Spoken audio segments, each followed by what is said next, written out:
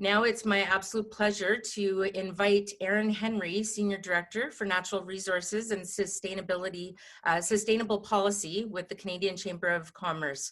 Erin is going to share remarks on circular economies as they relate to business, technology, and innovation. So miigwech for joining us, Erin, and the floor is yours, my friend. Thanks so much, Angela, and thank you to David as well for the introduction earlier.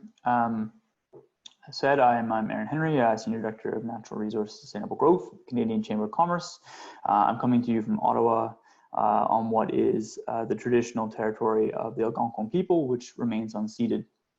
I think, I sort of want to start the conversation a little bit more high level, and I know we've got a lot of expertise coming in on the back end, and so we'll sort of present that opportunity to kind of get into those more granular details. But I think, when we look at this as an opportunity and sort of see where the circular economy is coming from as a set of policies and a set of practices, there really are sort of four main overarching drivers that I think are really important to be attentive to. So one is simply scarcity. And we can't get around that. The reality is that at present, our population, our global population, the level of consumption from our global population exceeds 400% of Earth's current carrying capacity. And by 2030, 2040, there'll be another 2 billion people potentially within the middle class globally seeking kind of that level of consumption. And so that's a significant challenge. It presents strains on all our resources, from our natural resources, our water, our space, our land. In addition to this as well, that type of scarcity in resources, if not attended to and sort of a push to get the most out of our resources and our products to make them as recyclable and reusable as possible, we're looking at sort of a total of $25 trillion in extra costs by 2050. And those costs will be borne by everybody, but it comes down to scarcity and consumption and therefore increases in resource prices. And so that's a real significant challenge. The flip side of that, of course, too, is that increasingly we are seeing the need to prevent further losses of biodiversity, finding ways to maximize the use of our non-renewable natural resources, and of course having a fine balance there between continual growth of populations and land use changes, and sort of the challenges there that come for living in cities, and of course to broader abilities to maintain that we keep the natural geographies as key carbon sinks. In addition to that, I think it's also very important to be attentive to sort of what is a structural change. We're seeing changes in the ways in which countries relate to each other in trade policy, and so we may see a continued period of significant reshoring of production, changes in supply chains. And so, for instance, if we see the sort of continuation of America First policies, there's a need for Canada and for other nations to find their own ways to be more self-reliant. And there's a number of ways to do that, but one way is to ensure that we are utilizing the resources we have as effectively as possible. And finally, of course, Canada finds itself in a position where other jurisdictions are pursuing greater circularity. And I think as you sort of see climate policy expand, you will see similar sort of mirroring in what becomes climate trade policy. And so having a circular economy is going to be a key part of doing business with those nations, I think, and ensuring market share for Canadian producers here. With that said, I think that that's sort of a mixture of sort of what the drivers might be. We need to be cognizant that this is actually the potential to pursue a circular economy is a considerable opportunity for Canada's business community. And of course, that comes down to both approaches towards creating a circular economy for plastic, but also I think that there's a real opportunity here for the resource sector. And I would actually sort of put that forward, that I think, what is a key issue right now is that we've see good federal leadership in terms of acknowledging the issues around plastics and making that into a policy priority. I do think, though, that we need to be also very aware that the circular economy is not just plastics, that there are actually significant opportunities for Canada's resource sector that would come from pursuing greater circularity. And I'm going to go over that in a really high level right now. I'm thinking in terms of Northern Ontario. where there are significant natural resources and established industries, it comes to mind that we should be thinking about policies in the areas of both forestry, pulp and paper, and of course mining. And so, as I go through this discussion, I'm going to briefly outline sort of what are some of those opportunities that other jurisdictions are taking to achieve greater circularity in the resource sector, and then of course finish, I think, with a high level of some potential policy steps that could be taken that would supplement the incentives to sort of move in that direction for businesses. So, as many of you have probably heard, there is a increased awareness around critical minerals and metals. There is a recognition that Canada needs to have its own critical mineral metal plan, and there's the business community definitely wants to acknowledge the steps by this government in having the foresight to pursue a strategy like that. But I think an additional component of that strategy is really thinking about what Canada can do to get the most out of its metals. And so, looking forward, there is simply going to be a continued commodity boom when it comes to minerals and metals, and that's going to come from the growing imprint of electronics throughout society, and as well the fact that many of these metals are critical to clean technologies that are becoming increasingly driven and embedded in the recovery plans and green stimulus of other nations. And so there's certainly an opportunity there. And kind of right off the top, there's a list of sort of probably 46 of these, but well-known ones are cobalt, copper, lithium, nickel, indium, as well as a whole series of other rare earth metals.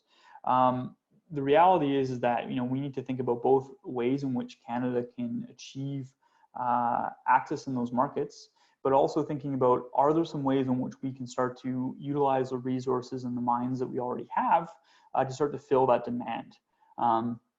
The other side of that too, going back to the question about reshoring and scarcity, is that if Canada is able to find ways to be more circular and actually start to extract greater value of our minerals and metals, and also in some cases, as I'll get into, utilize the waste of tailings more effectively, this might also help Canada position itself as a necessary hedge on rare earth metal supplies, which currently China has a virtual monopoly on, which is of course a long-term concern and creates an additional supply chain pressure.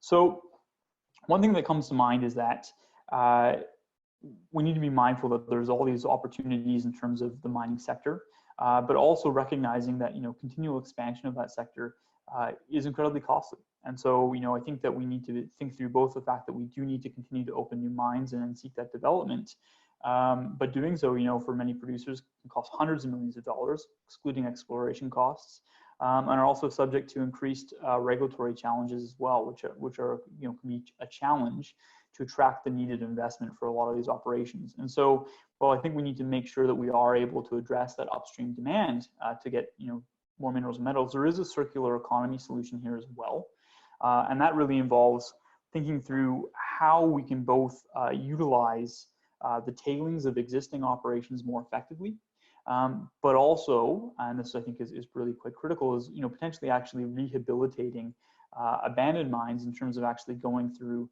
mines that are no longer operational and the tailings that are still there and actually find critical minerals and metals. And so Australia has been very successful at doing this in its own mines. So for instance, they have been using this technologies to essentially manage mines that once produced tin, silver, and copper, as well as zinc mines, to basically extract key metals for electric vehicles, as well as for other electronics. Another thing that's kind of come for an example of this, there are trial methods being used of what is called bacterial oxidization, essentially to capture cobalt in pyrite-rich tailings. At the moment, cobalt exchanges hands for about $23,000 per ton in USD.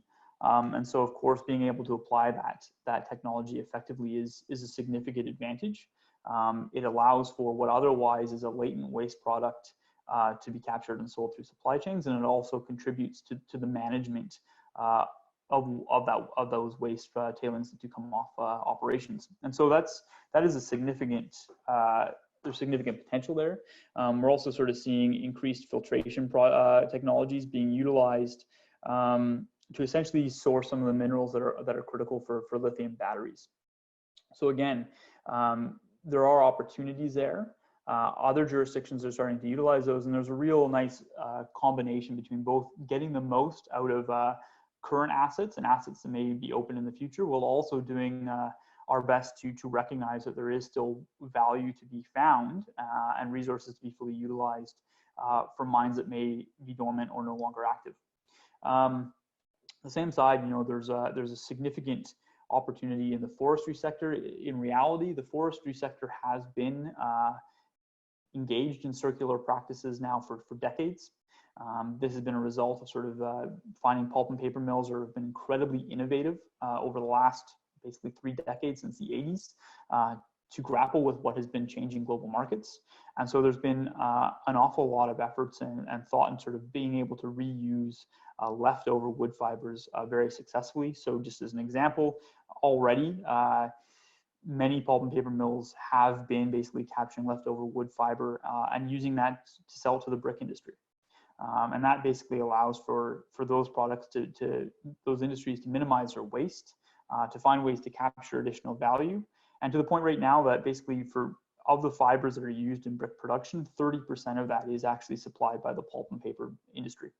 So it's a really good example of finding the ways in which you can develop these sort of supply chain relationships that takes basically what the output is, the output or the waste output of one process, and make it into the input into another.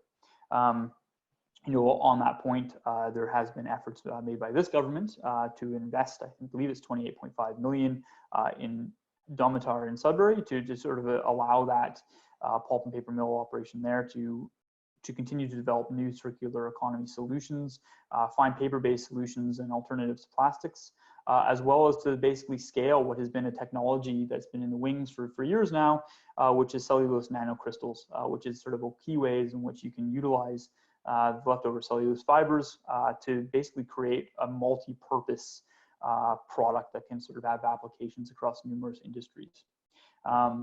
Same kind of opportunity has started to arise. There's been a key partnership that's developed between Rio Tinto, Geocycle, and Lafarge Construction to find ways in which to take aluminum smeltings and use that as an input into the cement industry, which is, again, a key way to capture waste.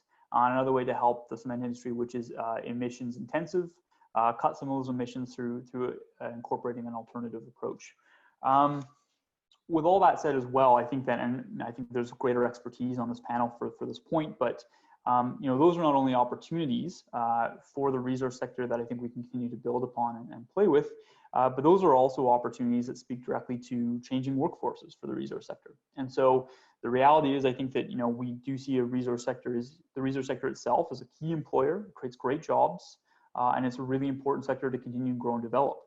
But it is not immune to the forces of the fourth industrial revolution. And so we're seeing more remote work being integrated into resource projects and more automation.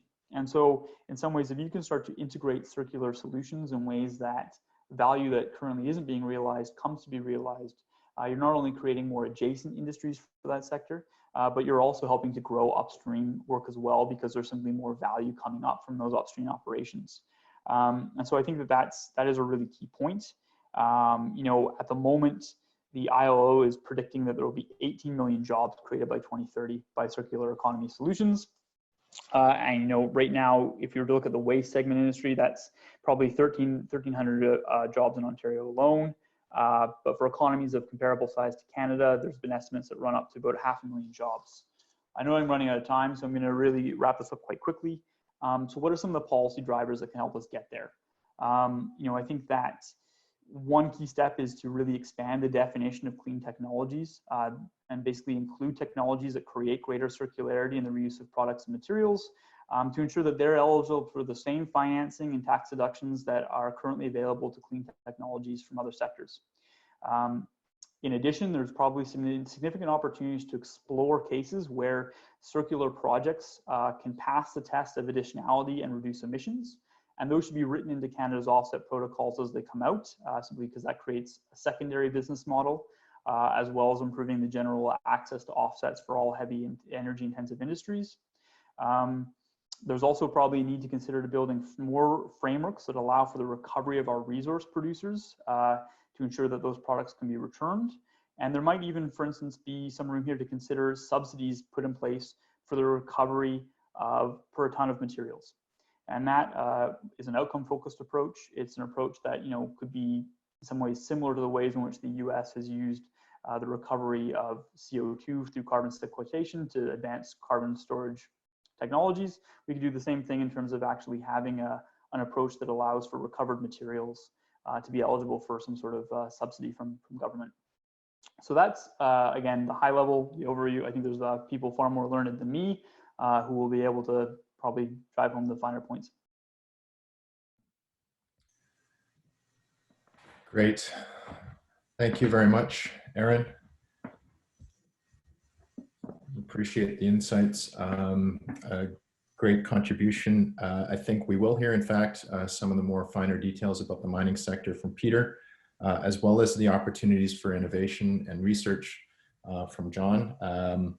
I'd also just like to note there that one of the key takeaways that I got from that presentation was the fact that the circular economy is very multidimensional. So it's not only about, say, plastics alone or any one given product or service or sector for that matter, but there are some clear opportunities in the Canadian economy for our natural resource sector to further embrace these concepts. And in fact, as Aaron noted, it can become a competitive advantage and a strategic imperative for us to do so.